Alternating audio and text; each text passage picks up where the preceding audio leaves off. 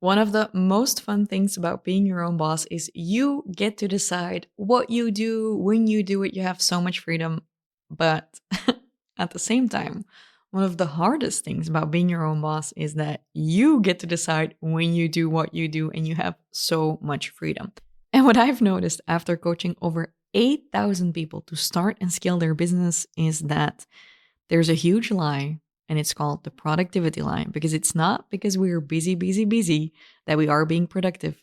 And it's not because we want freedom that structure won't actually benefit us. So I'm going to try and keep this episode short, and we're going to dive into why your to do list is actually making you poor and what to do instead.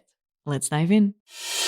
Hello, and welcome to Fail to Win, a show where we love to make mistakes and learn from them so you can turn your passion into profits and live life on your own terms.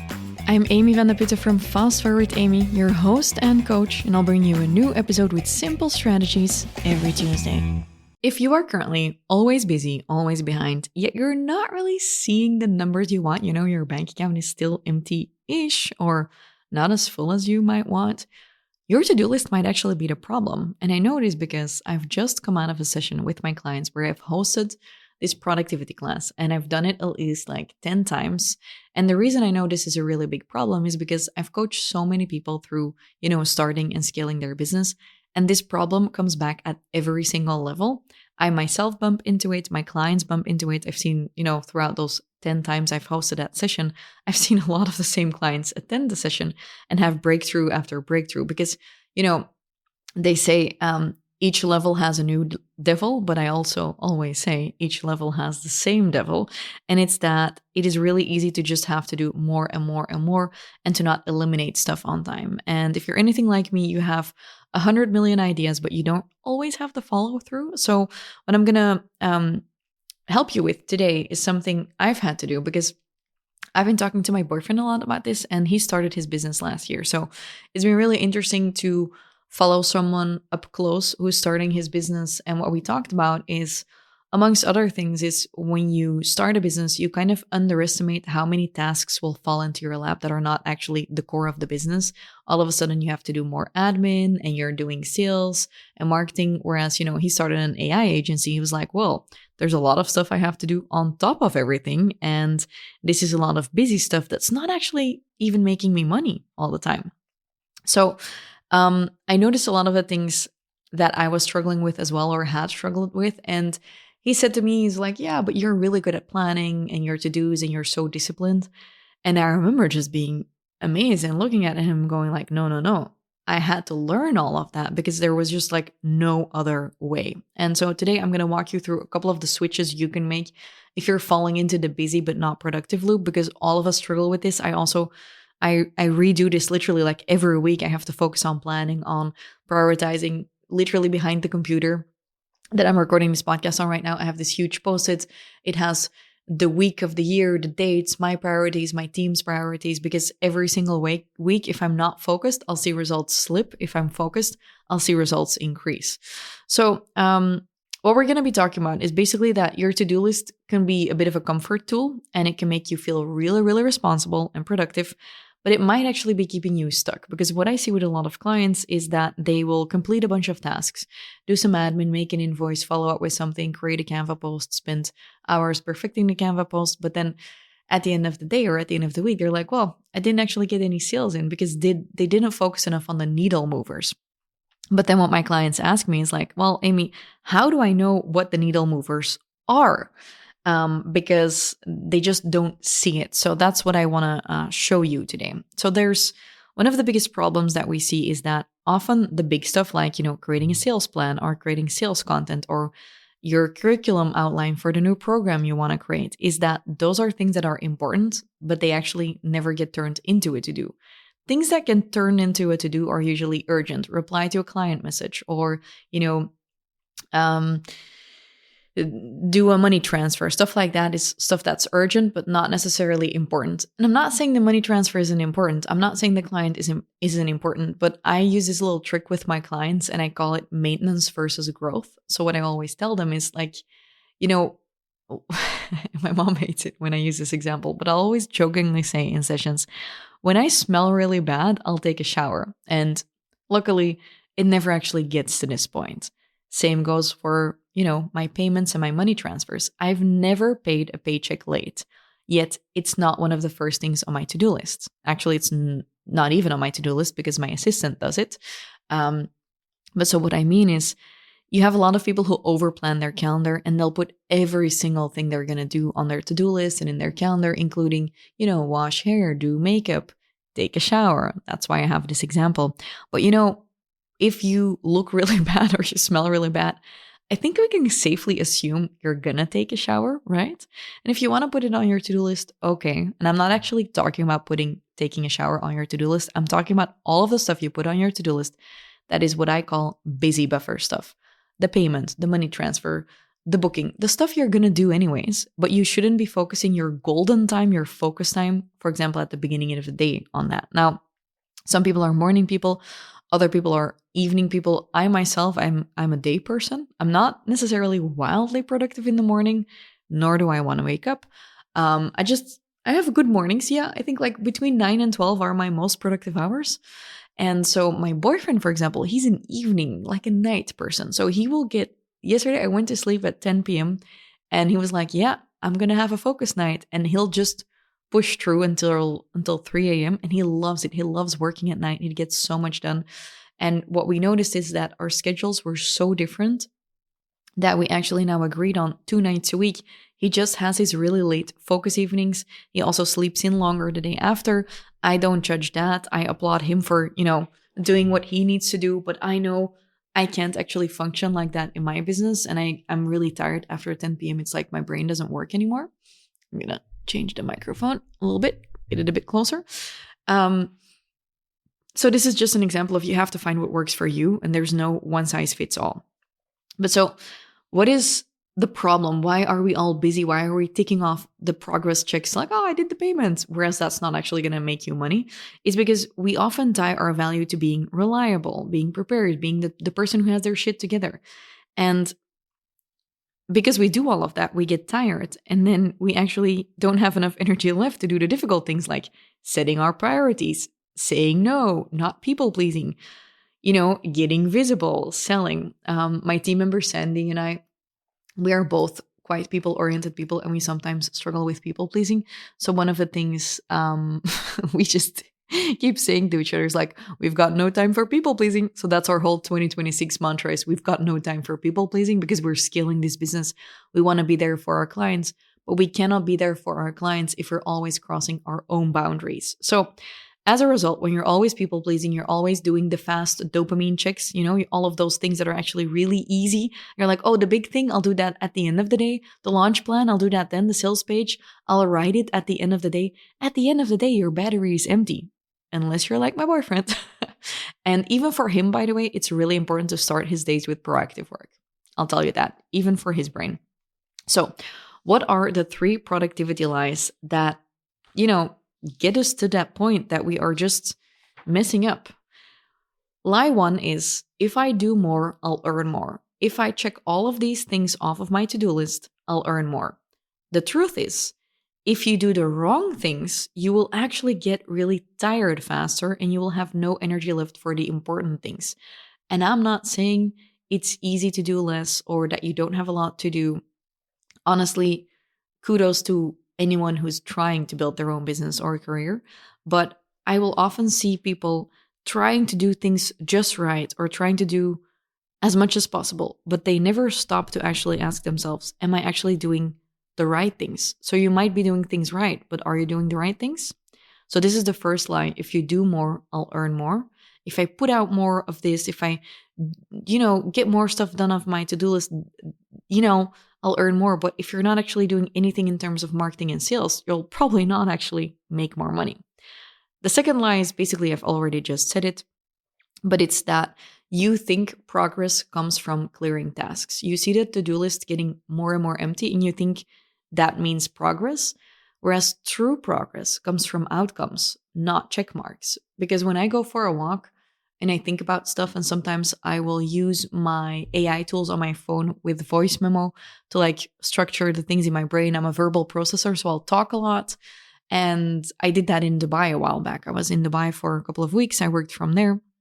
And I got so much done by going on walks. And by getting so much done, I don't mean a lot of tasks, but a lot of concepts. I was thinking of a masterclass I was going to host that I was creating for my clients. I had podcast ideas. So on my walks, I wasn't able to check off a bunch of things, emails I needed to reply to and that kind of stuff. But I thought in good energy about big stuff. And those are actually the needle movers in my business is messaging and positioning, is thinking of good curriculum for my clients. Those are actually the things that are going to create outcomes, not all of the checks. So I've really trained myself to do the checks at the end of the day and always start my day with proactive stuff.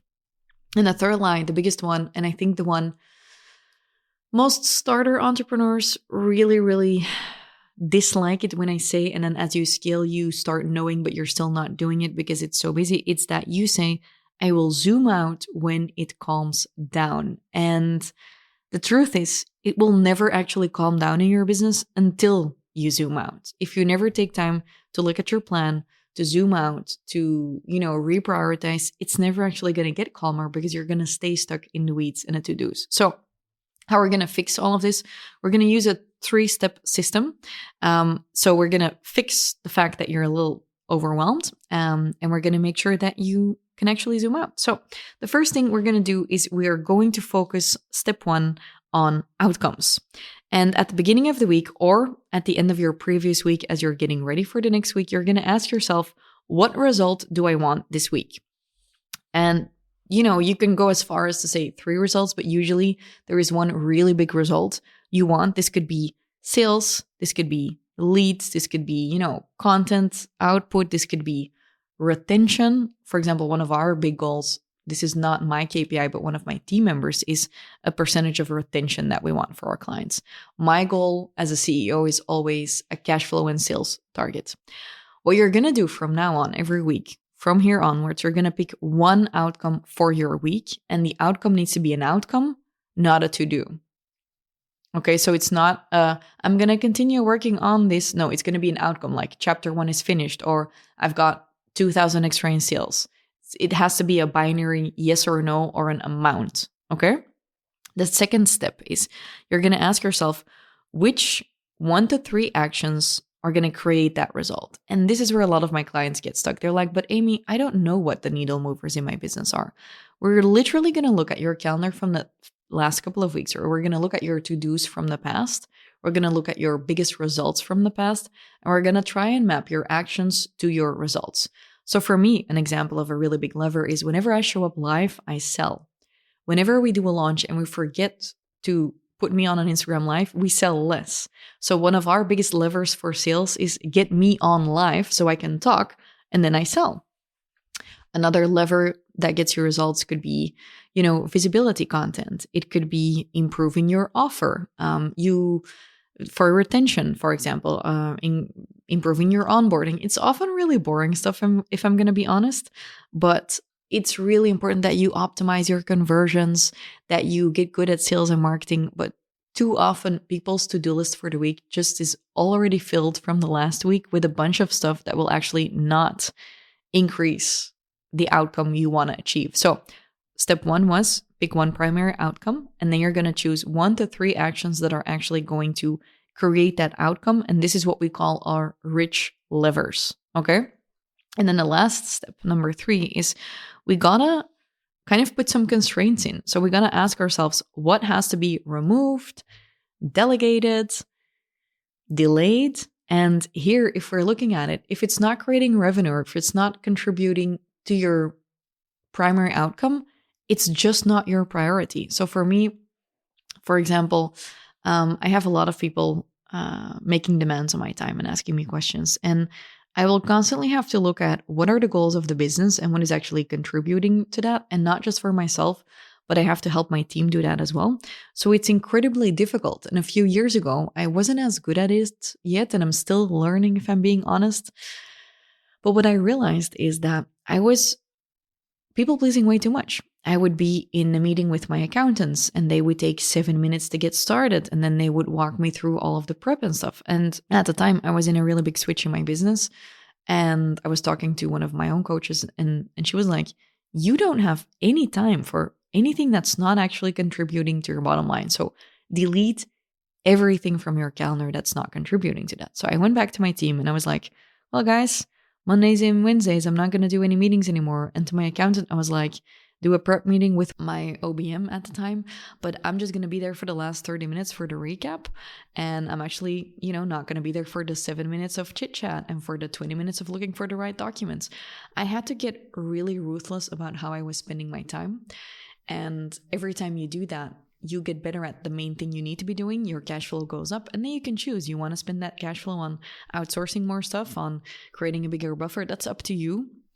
But the first rule of entrepreneurship is you gotta make money, because if you're not actually making money, you just have a really expensive, really draining hobby. Okay, so I have a little bit of a task filter that you can use. So poor tasks are reactive, like admin, tinkering, perfection polishing, busy work, endless planning but not executing. Rich tasks are lead generation, selling, building demand, improving your offer, creating leverage, setting up systems that save hours. So I do spend some time in operations in terms of like SOPs and stuff, but that's when I'm perfecting something once. So from then on, I will never have to actually be involved in that. So if you struggle with that and you're like, ooh, Amy, I really don't know what are things I should stop doing and start doing, I have a list of 11 things you shouldn't be doing and 10 things you should be doing, actually. And of course, you have to use your brain when you look at the list, because it might be that you're currently in a situation where you are doing admin for someone and then that's your service. Then it might actually be that, admin is your job. So it doesn't fall in the no-no list. It's just about being mindful about, is the thing I'm doing actually getting me the outcome I want? So if you want access to my list, it's 11 pitfalls and 10 like good strategic things to focus on in your business.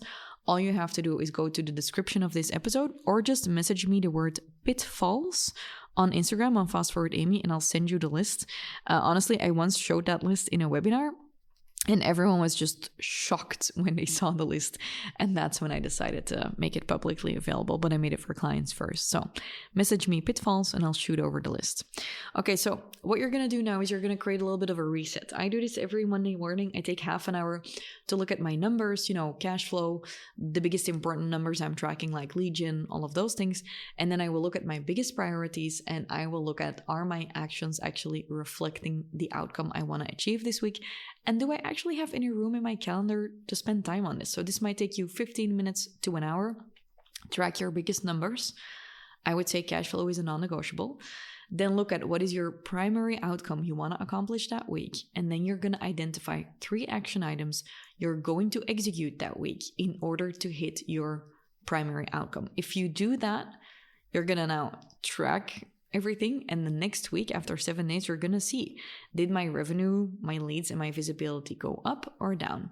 I have noticed for myself and for thousands of clients that when you are focused, results increase. When you're not focused, you get distracted and you think you're busy, but then at the end of the month, you're like, shit, this was a low revenue month. How is that possible? And it's usually just because you're simply not focused on the numbers. And maybe you're not a numbers person. I always say that's fine. Maybe you're not a goal-oriented person. That's fine for your personal life. But your business needs goals because it also just has bills to pay. So you can't really survive without having any financial goals and numbers in place because they're there whether you like it or not, okay? So to recap, we pick a primary outcome. You're going to focus on 3 levers a week. You're going to put them in your calendar because your to-do list is actually not your growth strategy. And maybe a final tip, if you struggle with this a lot and you're like, wow, Amy, I need more of this. And you've looked at the pitfalls list and you're like, yep, this is my problem. Well, the next step you can do is actually create a good repeatable structure for your week. I do this for myself with my team. We revisit this often. I do this with all of my clients. No matter how their brains work, we always look at a way to make your brain and your energy work in your business. I believe there's no one size fits all. There's you, and there's stuff that gives you energy, that drains your energy. And it's really important that you create a structure around yourself that actually increases your energy in your bank account instead of draining it. And this is what I call the ideal week exercise. So if you want access to my personal ideal week from last year, how I was running my business, and a really good ChatGPT prompt that will show you how you can use even your DISC or your insights profile and the primary goals you have right now to then format your ideal week and put it in a printable planner, I'll gift all of it to you, including my own templated example. All you have to do is go to the description of the episode. It's the Ideal Week Planner, or message me Ideal Week, all one word, on my FastForwardAmy account. I've noticed that most of my episodes that are about health, content, or routines perform best. So if you have anything you'd like me to make an episode about next, just let it know in the reviews. Be like, hey, Amy, I love the podcast. I'd love an episode next about this. Or if you have a question, just leave it in the reviews. I'll have a look, and then I'll create a next batch of episodes, because next week, Tuesday, I'll be back with a new episode, okay? Bye! Have a happy day!